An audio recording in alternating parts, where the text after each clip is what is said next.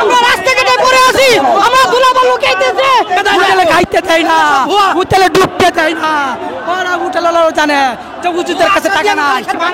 যখন দিয়েছি আরো দেব, রক্ত দিয়ে ইবতেদায়ীকে মুক্ত করে ছাড়বো বাংলার মাটিতে।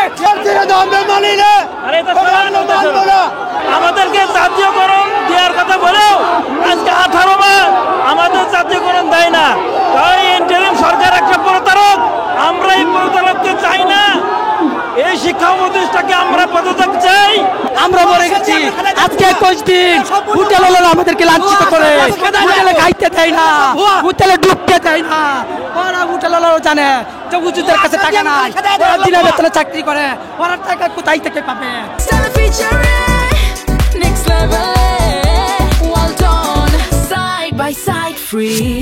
আমরা 5টা পর্যন্ত এখানে আছি। ফাইল স্বাক্ষর হওয়ার আগ পর্যন্ত আমরা এখানে থাকবো। যতক্ষণ পর্যন্ত ফাইল স্বাক্ষর না হবে, ততক্ষণ পর্যন্ত আমরা মাঠ ছেড়ে যাবো না। 42 বছর ধরে আমরা অনাহারে, আমরা কষ্ট করতেছি, আমরা রাস্তাঘাটে পড়ে আছি, আমরা ধুলাবালু খাইতেছে, আমরা এই দুঃখ কষ্ট সরকার দেখে না, আসে না। এতদিন যাবত কেন সরকার আসে না? সরকার কেন আমাদের কাছে আসছে না? এটার জন্য আমরা চাই।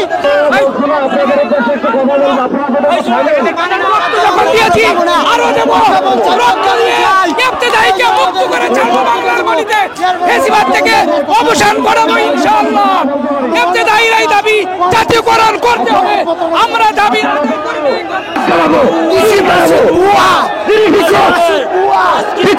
আমাদের উপদেষ্টা, আমরা স্বতন্ত্র ইফতারি মাদ্রাসা শিক্ষক।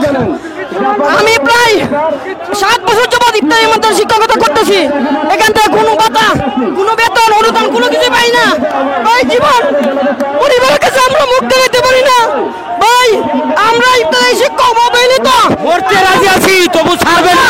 আমাদের দাবি যতক্ষণ ন্যায্য দাবি আদায় না করবে, ততক্ষণ পর্যন্ত আমরা এই মাঠ ছেড়ে যাবো না।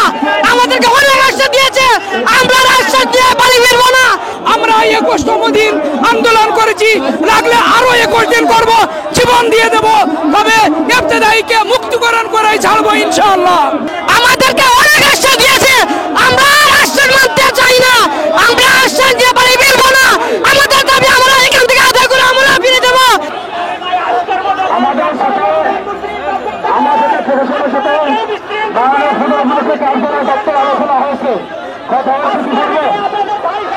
আজকে বিকাল 5টার ভিতরে 1089 থেকে 32 ফাইল সত্য করে বলেন আলহামদুলিল্লাহ।